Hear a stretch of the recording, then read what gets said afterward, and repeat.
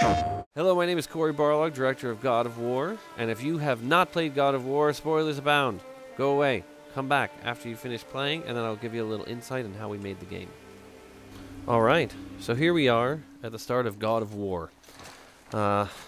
This opening sequence actually came about a little late. We knew the opening level, but the opening sequence of Kratos at the tree and kind of having the quiet, solemn moment was a lot of discussion for us to figure out, you know, the right moment to start this game. And it needed to be not a big, bombastic action moment to really show people that things are different. We needed to show them that, you know, Kratos has a little bit more going on in this game than any of the previous games.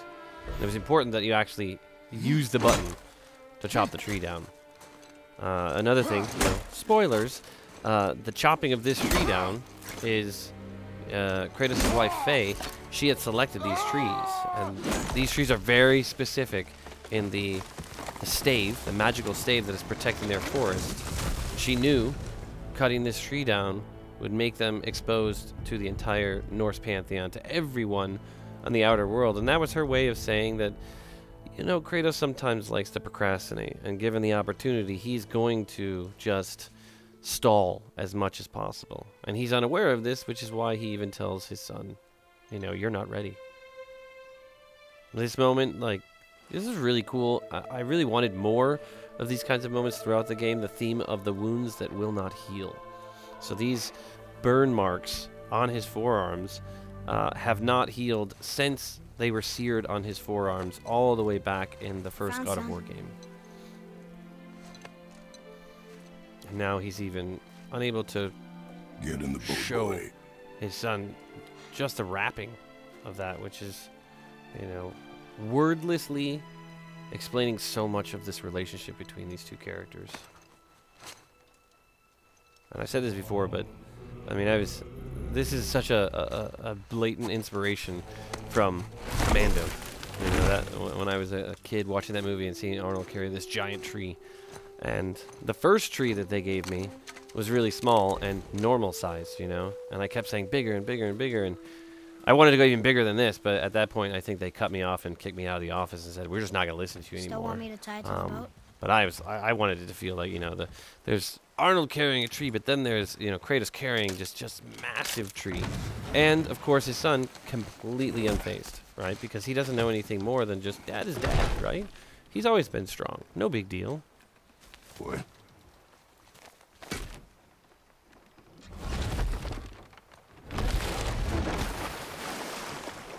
I like the slowness of all of this, just kind of That is enough. doing very everyday things, chopping a tree down, lashing it to a boat, you know, going down the river, but still giving you those sort of quiet, softer moments that help build towards what this eventually will Father? become. What? Did something change? The forest feels different now. Everything is different, boy. And this line, Time to dwell on it. Yes, sir. so much weight behind this line. This is like that line at the beginning of Iron Man 2 when Don Cheadle is War Machine, and he pretty much just said, what are you doing here? I'm here to deal with it. Let's move on. That line is all about that sense that everything has changed. It's a communication to Atreus as much as it is to the audience. Everything's different. Try not to dwell on it. Take in the experience. Roll with us on this ride. Danielle Bisutti. Oh, so brilliant as the Witch in the Woods, or Freya. Spoilers. And here, very important that this is the moment of quiet. There is no music. It is the sounds of their feet crunching against the leaves as they walk up in silence, right? This is, neither of them really knows how to relate to each other. This is the slightly uncomfortable silent moments as you're slowly beginning to understand that something else is going on. And if you've never played before, you still are wondering, like, okay, so what is happening? If you've not experienced any spoilers from the internet, it is a surprise when you first see Atreus walk through the door and see what really is going on.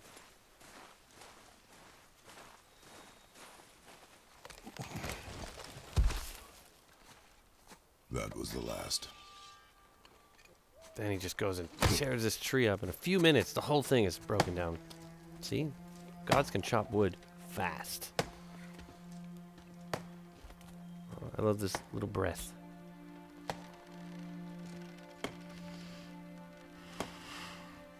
Just stealing himself before he walks in.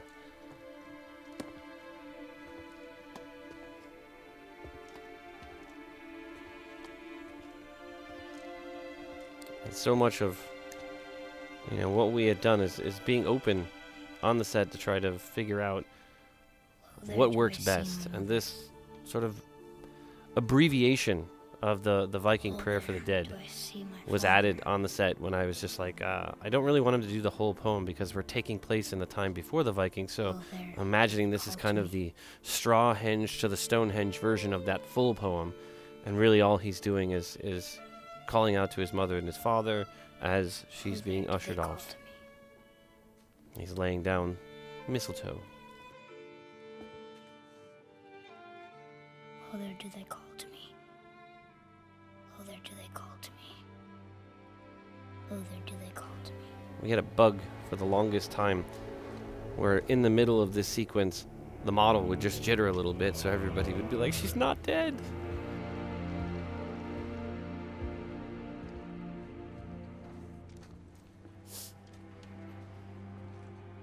She's ready. And this part coming up is so beautiful. Ivor's music is just astounding. I mean, Bear did an amazing job on this score. This moment, the first time he gave me the first draft of the score, and we put it to the rough animatic of this, Kratos' sort of true desires right here. Find your way home. You're free. You are free. That's all he wants. Like, she got what he could never get.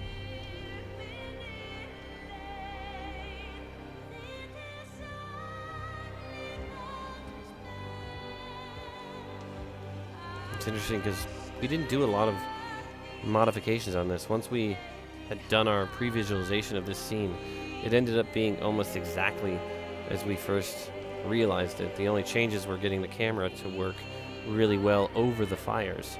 That was the big trick. Like, orchestrating all the complex camera moves with these big objects all over the set was definitely one of our biggest challenges. And then also not feeling like you're getting dizzy from moving the camera back and forth and back and forth. The initial previs we did was a lot longer, and we kind of, before we got on the set, started cutting it down. It was definitely a part of me that felt like maybe this was a little too fast, but I think it ended up working overall for the pacing. But I really wanted the fires to burn for a little bit longer, the knife could heat up, and then he grabs it, but I think it still works. I love this. I'm sorry. I'm sorry. He apologizes for getting burned. And then this just Squeeze. simple, put the snow in his hand. And a piece of Kratos. This knife. At the beginning of this journey, a piece of his father, Hers. a piece of the memories, the wounds that never heal are on his hand. He's carrying that throughout. And a piece of his father and a piece of his mother. She told you don't. She knew. Shall we? Now? Oh, I love his reaction there.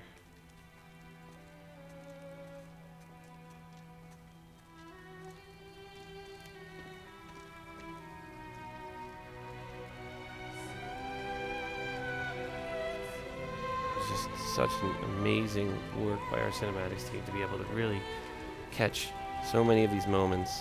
A lot of weird choreography had to go on, but What are we hunting? so You worth were it. hunting deer. And the lighting here is just absolutely beautiful. Which way? Did not come In the online until direction the of very deer. end. The artist actually came in Okay. to this Uh, level and told me, this oh, I'd way. like to redo a few things. We're in the last 6 months of the game. And I thought, oh, okay, cool, we'll redo a couple of rocks or change some textures or even adjust the lighting a little bit. And then a producer runs in my office like 3 or 4 Father, weeks later yelling at me, why are we doing this why now? did you tell them to redo the need whole to know level? you And I can was like, survive the what are journey. you talking about? Then And we they leave for the mountain? they weren't satisfied Depends with on it, so you. they went in and they really just Hunt. redid everything. And it's for the better. That's the level of kind of perfectionism that everybody has at the studio, that a level that was done, that I was like pretty happy with, and I gave them thumbs up and said, this is good, let's move forward. And they just were not What happy. did you find? They wanted to take it Tracks. even further, and Not deer, though. I feel like that's reflected in every keep looking. aspect of the game. Everybody's desire to go one step beyond what we think is like, okay, well, that's done.